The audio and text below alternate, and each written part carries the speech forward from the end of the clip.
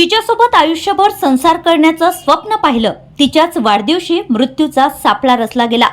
पुण्याच्या लोहगडावरील ही घटना आता केवळ अपघात नाही तर थेट खुनाचा थरारक कट असल्याचं समोर आलंय। पुण्याजवळील लोहगड गडावर तेथे घडलेल्या केतन अग्रवाल प्रकरणाने संपूर्ण राज्य हादरलंय।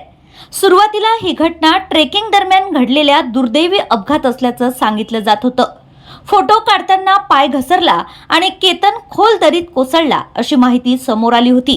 पण पोलिसांच्या तपासानंतर या घटनेचं सत्य काही वेगळंच निघालं। 24 वर्षीय केतन विशाल अग्रवाल आपल्या होणाऱ्या पत्नीचा वाढदिवस खास पद्धतीने साजरा करण्यासाठी सकाळी लवकर लोहगडावर गेला होता। दोघांचं लग्न येत्या नोव्हेंबरमध्ये होणार होतं। कुटुंबात लग्नाची तयारी जोरात सुरू होती। जयपूरमध्ये भव्य पॅलेस बुक करण्यात आला होता। पाहुण्यांसाठी विशेष विमानांची सोय केली गेली होती। सर्व काही आनंदात सुरू असताना एका क्षणात सगळं उद्ध्वस्त झालं। गडावर पोहोचल्यानंतर दोघंही ट्रेकिंग करत होते। वाढदिवसाचे खास क्षण मोबाईलमध्ये टिपले जात होते। त्याच दरम्यान केतन दरीच्या कडेला उभा राहून फोटोसाठी पोज देत होता। पण याच क्षणी त्याच्या आयुष्याचा शेवट ठरला। तपासात समोर आलंय की केतनचा तोल जाऊन तो पडला नाही तर त्याला मुद्दाम ढकलण्यात आलंय। घटनेनंतर त्याची होणारी पत्नी जोरजोरात आरडाओरडा करू लागली। आसपासच्या पर्यटकांनी लगेच मदतीसाठी धाव घेतली आणि लोणावळा रूरल पोलीस यांना माहिती दिली। त्यानंतर शिवदुर्ग रेस्क्यू टीम आणि मावळ वन्यजीव पथकाने दरीत उतरून बचाव कार्य केलं। मोठ्या प्रयत्नांनी केतनला बाहेर काढण्यात आलं, पण तोपर्यंत खूप उशीर झाला होता।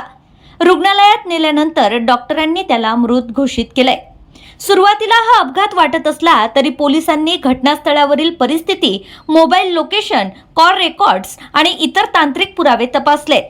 या तपासात धक्कादायक माहिती समोर आली आहे। केतनची होणारी पत्नी सिया गोयलला हे लग्न करायचं नव्हतं।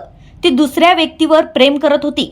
त्यामुळे केतनला आयुष्यातून हटवण्यासाठी तिने आपल्या प्रियकरासोबत मिळून हा कट रचल्याचा आरोप आहे। पोलिसांच्या माहितीनुसार वाढदिवसाचं निमित्त करून केतनला लोहगडावर नेण्यात आलं। आधीपासूनच ठरवलेल्या प्लॅननुसार योग्य संधी साधून त्याला दरीत ढकलण्यात आलं। या प्रकरणात सिया आणि तिच्या प्रियकराला चौकशीसाठी ताब्यात घेण्यात आलंय।